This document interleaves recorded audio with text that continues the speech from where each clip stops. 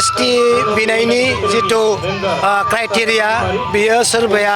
होनोब्लानो होनो हाया सोरबाया लिरनानै होब्लानो होनाय बुस्थु नङा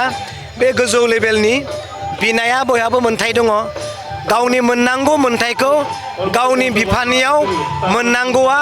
बिनांगौआ गावनि मोन्थाय होनो हानाय हायै बेयो गावनि बिफानि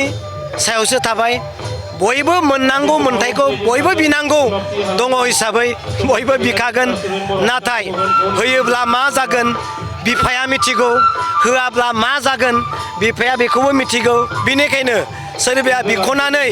लानो सानब्लाबो आरो सोरबाया होगोन होननानै बुंनो सानब्लाबो बियो होग्रानि सायावसो बे थाहैगोन होग्राया होआब्ला बिग्राया आरो सोरबा होनांगौ होनना बुंब्लाबो बे जानाय नङा बेखौ साननायनि बाहेराव माब्ला होगोन सोर होगोन मानो थाखाय होगोन आरो होनांगौआ माबायदि होगोन बे गासैबो लिरनानैनो गालांखानाय बेखौ हयथ' जोङो साननानै मोनहानाय नङा एमएलए बिसायख'थियाव जोंहा गोग्गोम जागोन जों बयखौबो जाति जन'गोष्ठी बयखौबो लाना आवगायलांगोन बिटिसिखौ जों बासायनांगौ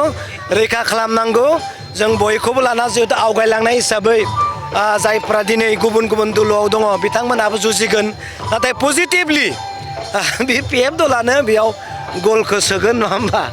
गलखौ सोगोन जोङो डिसेम्बरनिफ्राय जों ओंखारसिगोन मैखोम जों आरो थाबायलायसिगोन नै बिपिएफआ नट अनलि डेभेलपमेन्ट नङा जोङो गोबां मावनांगौ इनफ्रास्ट्राक्चारफोर दङ गोबां समयसाफोर दङ बै समयसाफोरखौ बिपिएफ दोलोआ जोङो समाधान खालामगोन जों रावखौबो बे आमुक बै आमुक बै पार्टिनि बेखौ जों जेबो होआ बिथांमोननो जोङो लिस्टआव सोआ आइबिएसखौ होआ बिदि गैया बयखौबो लानानै जोङो आवगायलांगोन फार्स्ट प्रायरिटि बिपिएफ हिसाबै सोरबाया लाखागोन खिन्थु जों रावखौबो अयनाय खालामा बे आंनि बुंनाय जाबाय